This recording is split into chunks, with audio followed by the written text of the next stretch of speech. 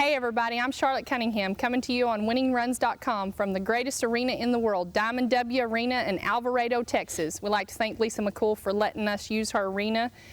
I'd like to welcome Angie Grand Prix from Canyon, Texas. Angie's going to share with us some helpful hints that she and Bunt Kitchens used to win Oklahoma City, the BFA World Fraternity on Pure Victory Dash.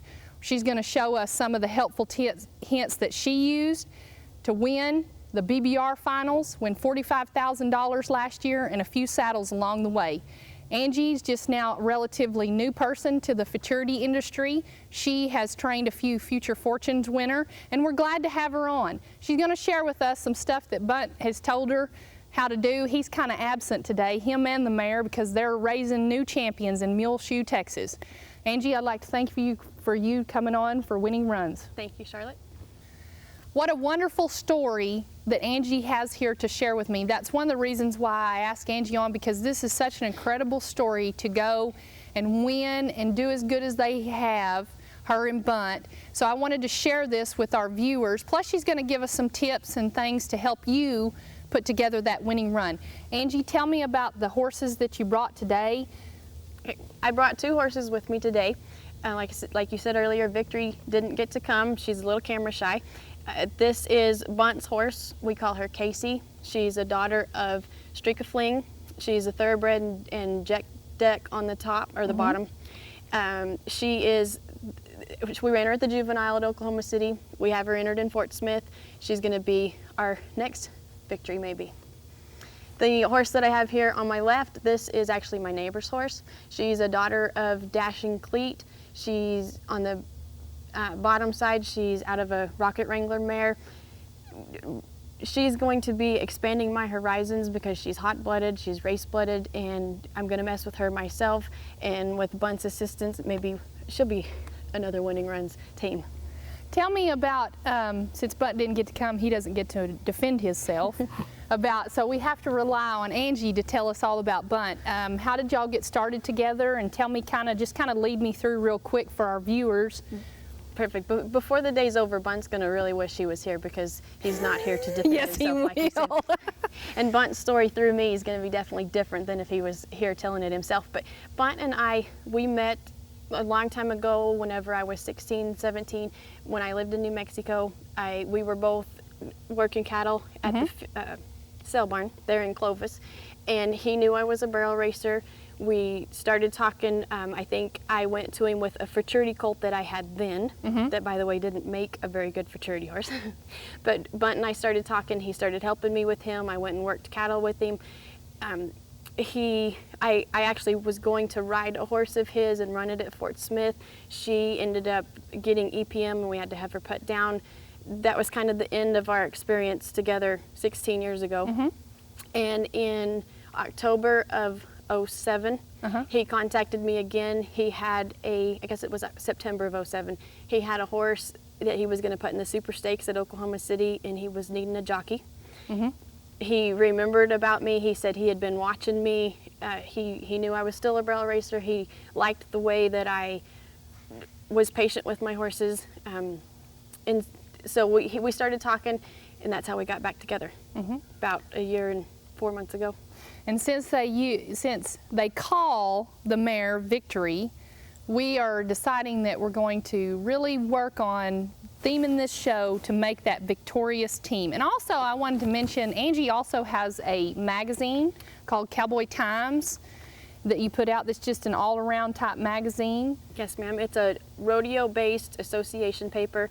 It allows me the flexibility to, spend a lot of time with my horses, spend whatever time Bunt needs me to spend with him. And it's, like I said, flexible job. Cowboy Times. If anybody wants to subscribe, cowboytimesnews.com. And you also are a producer of barrel races. You produce a barrel race in Amarillo every year called Christmas Cash. Yes, ma'am. So that's enough to make anybody really nervous running a barrel race, as well as a magazine too. Putting on a barrel race will make you not complain at a barrel race. If anybody wants to be a complainer, they need to put on a barrel race. I'm with you on that one. Okay, so she's gonna show us some of Bunt's things that she's learned from him, and then she's gonna go on. She has some helpful tips of her own. We're gonna go through that. And Angie's got some very helpful tips for novice to advanced riders, so we're going to go through that. So let's get started. Perfect. Angie's now going to share with us some of Bunt's, she says not secrets, but some of the things that Bunt makes him a good trainer, some of the things he selects his horses, and what he feels is the best training method. And it's going to be told by Angie, which she is the rider, so I think that's a good deal, you know, even though we kind of wanted him here, but he's kind of off making new champions for us. Exactly, it's a full-time job. So tell us a little bit about some of the things that you've learned from him, some of the helpful hints. And Well, like I said, Bunt, we met 15, 16 years ago. We just got back together about 14, 15 months ago.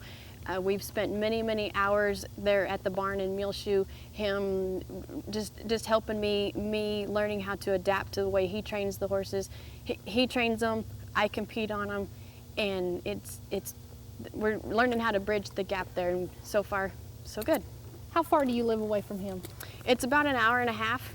So not too bad. No, then. not too and bad. this is his horse right here, Casey. Casey, she don't like being cold either, because.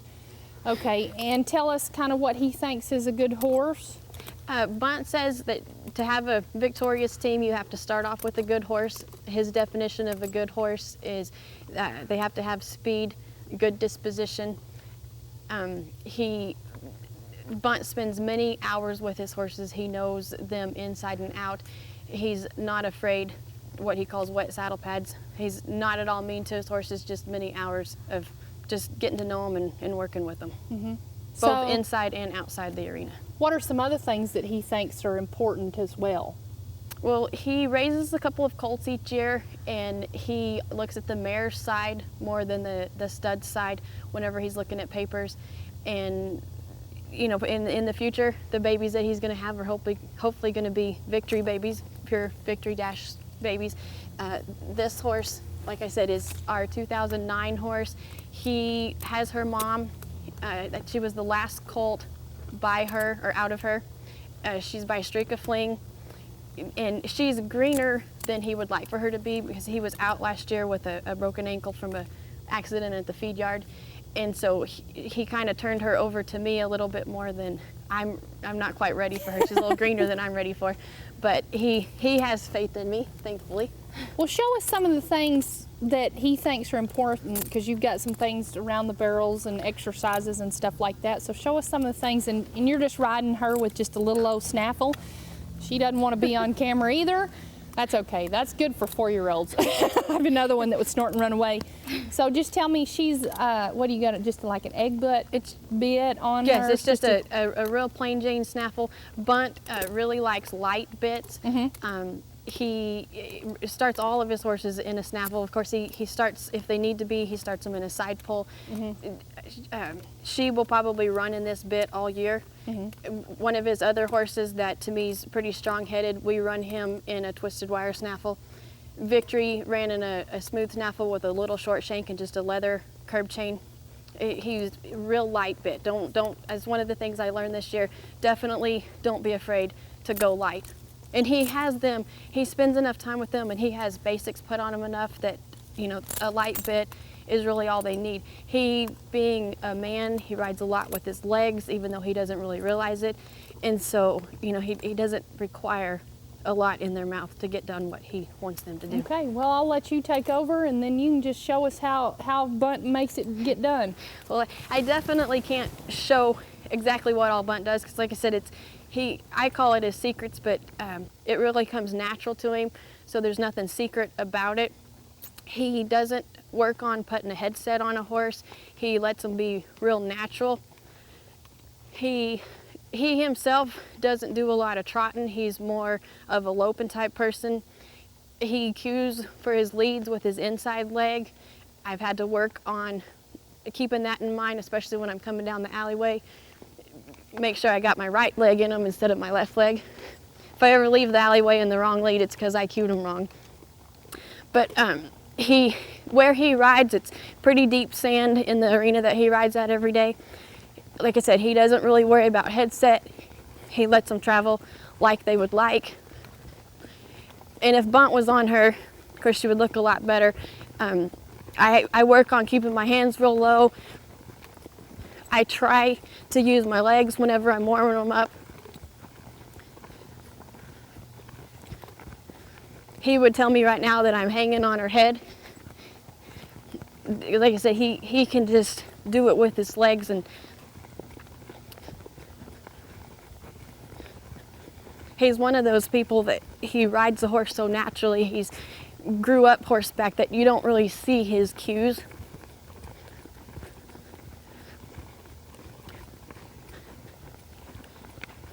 This horse is usually, like I said, friskier than what I am used to. She's being very good today.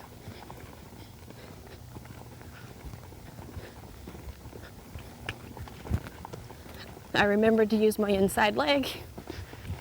Bunt can even take a horse, an older horse, that is trained to cue off the outside leg, and he'll change them to the inside leg.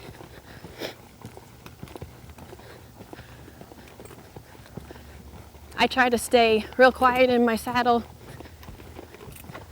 Like I said, real quiet with my hands. So Bunt doesn't really worry about inside nose.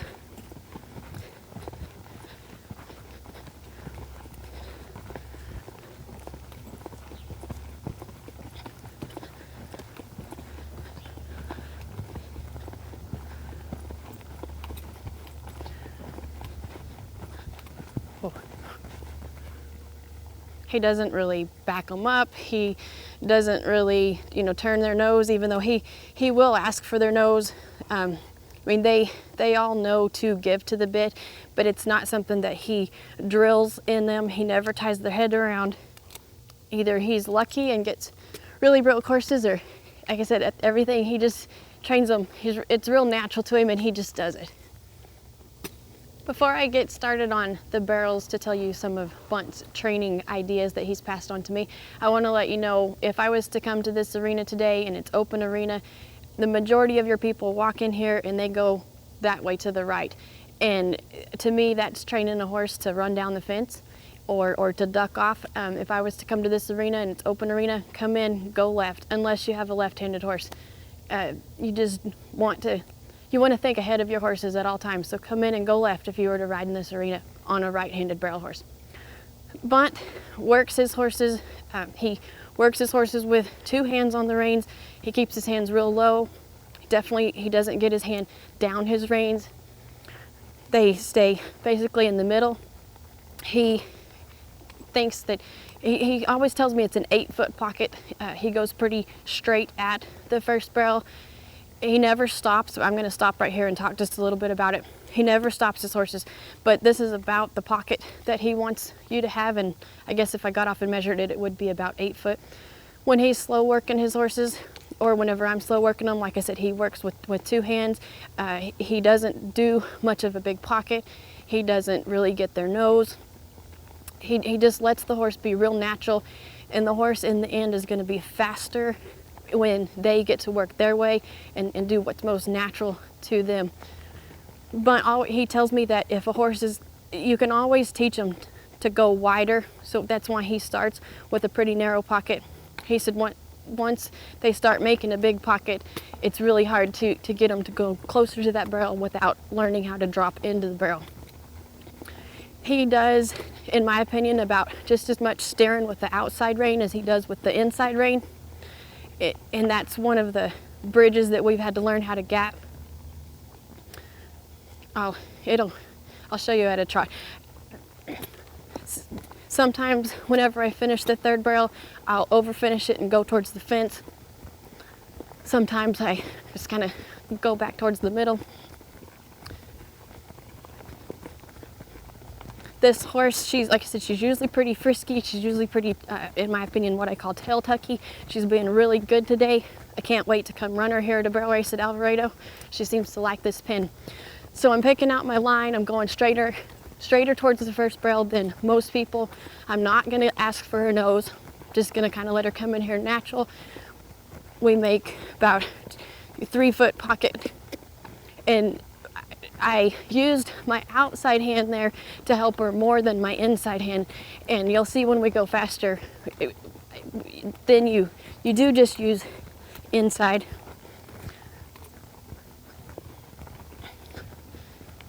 I try to ride with my legs. Bunt says don't pick on them. I'm gonna slow down here. Just Bunt doesn't do that. I do. I need to catch my breath here.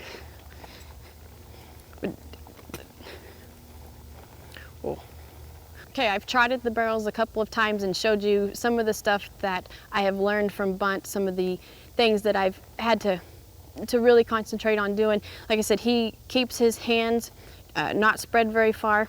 Whenever he does run or we build up speed, he does not put his hand down the rein and ask for their nose and ask them to pick up. He just keeps his hands about right here.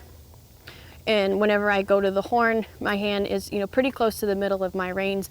And I'll show you at a lope, and I will go to one hand and we'll see how it goes. I asked for the lead inside leg. Nope, but she messed up. She's gonna fight me a little, but I'm gonna just let her be happy. If I was at his pen, I'd probably make her go around that barrel again. You see. Oh.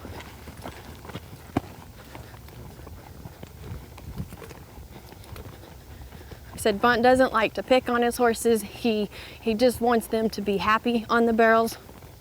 Did you see this horse? She kind of likes to swat her tail. It's in her genes. Her mother swats her tail. Her brother swats his tail. It's one of those things you just let them be themselves. When you add speed and you make her run, the tail swatting pretty much goes away. She's a happy camper. I forgot to pick up my line, a little wide going in. Got on her head a little. You saw her shake it.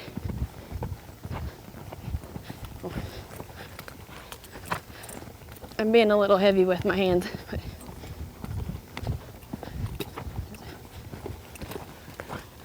This horse, Bunt just started training on her in 2008 after I had already been riding his horses.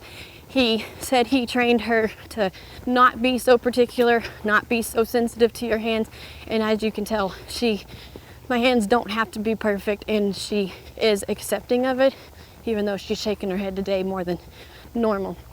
Oh. We're going to clarify a few things with Angie here. When you say that Bunt likes wet saddle blankets, tell me what you've seen him do. Well, he is not afraid to leave one saddle just there, for a couple of hours standing at the barn. Whenever he gets done riding them, it's not like he ties them up and jerks the saddle off and leaves. He'll leave them standing there. They learn patience, and then he might ride them twice a day if they need it. He doesn't drill it in them and ride them for 3 or 4 hours at a time unless they need it. If he has to, he can go take them to the feed yard, do some feed yard work. He can go ride out in a real sandy round pen. He can go ride out in a wheat pasture. Just hours spent with your horse, quality hours spent with your horse. And that's how you get to bond with them. That was another point, knowing your horse. He knows his horses, he tells you. Correct. And he shared that with you, how to bond with your horse, to go ride them. Don't be afraid to go ride them. And that doesn't mean going around the barrels 1,400 times. Exactly. And making them tired and mind tired. Exactly. You want to keep it. You want to keep the horse happy. So you don't want to just sit there and drill something. I like to ride down the road and do different things like that. Bunt actually doesn't ride down the road, but you got to know your horse. You got to know when your horse is sick. You got to know when they're not feeling their normal selves. And the only way to figure out your horse inside and out is just to spend quality hours with them, on their back and around them. Right. And you also said something about he believes, as well as you, not picking on them. Correct. Tell me, when we hear somebody say don't pick on them, you go, okay, I won't. But I don't think you really literally know what that means. So tell me what you've seen him do and he's given you advice as far as not picking on them. Well, and what you got to understand is Bunt works with a more hot-blooded type horse, and he knows how to handle that type of horse. And whenever he says don't pick on him, he doesn't go around two-tracking them. He doesn't, sit here and constantly ask for their nose. He doesn't do rollbacks on the fence. He doesn't, ask them to break at the pole. He just lets them be them. As long as they're working and cooperating with him, he just lets them be natural and be themselves. And so he wants it to be fun for him. So Angie's got a few of her own helpful tips that she's learned throughout the years riding and rodeoing and fraternity. So let's get to that and see what Angie has to say. Angie's got a few pet peeves that she'd like to go over right now. Don't laugh. Anyway, she's got a few pet peeves. She's going to show how she puts on the boots, how she thinks it's real important because it is pretty dangerous if your boots are not put on correctly. And I've had a lot of people ask me this about how boots need to be put on correctly. And then she's going to show a few other things, and then she's going to get on this horse, which by the way is her neighbor's horse, and show some things that she's learned along the way that'll be helpful to you to make that winning run. Okay, Angie, tell me what we have here. Well, my opinion, if you're going to spend $80 on a pair of boots, I don't care what brand they are, but if you don't put them on snug enough and they twist around, there's no purpose in putting them on. I don't care what brand it is. I am not a boot expert. It's just a pet peeve of mine that they need to be tight. A pet peeve that Bunt taught me, Bell boots, there is a left foot and a right foot. And I remember it because the little size tag comes on the outside. If I put them on the wrong feet, Bunt does give me a hard time, so I've learned. Okay, this brand of splint boot, I mean, you start at the top, you slide them down into place. Okay, explain why, before we go on, explain why you slide them down in place so our viewers understand why. Perfect. If I just came up and I just put it on here, it's not, and like I said, I am not a boot expert, this is just my opinion. It's not where it needs to be, and if it's not where it needs to be, then there's no sense in putting it on there. I've heard that they do more danger if they're put on incorrectly than if they're put on right. I start here and slide down, it gets the hair into place, and you can feel on this brand of boot when it falls into place. I personally, I start at the top, and you get them pretty snug, and then on this one, do the bottom strap real tight, and then you go back up and tighten them up. This boot is not going to twist around. There's not a gap at the top where dirt's going to get in there, and I assume that at least it's put on there to my satisfaction. And you were pushing your thumb on the back to bring it in tight, and then going back. She was pulling the back side of this boot in with her thumb and then bringing the straps over the top of it. And then when she got the suspensory support on it, she went back up the top. You make sure that none of the creases are folded in. Just like if you were to put a brace on your arm, it's on there for support, and if a corner is folded or something, it sits there and you feel like it kind of cuts the circulation off. It's the same with this boot. It was designed to go on a certain way. I bet you could probably contact the manufacturer of the boots, and they probably have a And this is a manual. pro-choice boot. And she does have some classic equine boots, and she's got the ProTech classic equine. It's just owing to your opinion, what you like. Some people choose more than they do the others, and I think, if you're given a pair that's pretty color. Correct. Okay, now I want to ask you a question about your boots, because this is something that I believe is really important to me, is when do you put them on? You don't just put them on and leave them on, do you? I don't know. Bunt leaves them on longer than I do. He thinks being off the racetrack, it doesn't hurt for their legs to sweat. My opinion, I put them on about 20-30 minutes before I run, because I feel like they need to be warmed up and better conformed to their legs. Right. And then I take them off shortly after I run to let their legs start cooling off. Right. And you also have a pet peeve about the mane, which we don't have her braided right now, but go ahead and explain that. Well, a few of my pet peeves, when you're running in competition, I don't run with a belt. My opinion is sometimes it gets caught on the saddle horn. Sometimes, when you're holding onto the saddle horn, you can hit your fingers with your belt buckle. I don't wear big jewelry to catch on things. I usually wear a stampede string. Lot of pet peeves that just let you concentrate on what you're there to do and concentrate on your hands, and you're not worried about something getting caught. Yes, this mane would definitely, I'd want it braided or put in ponytails, but since she's on video,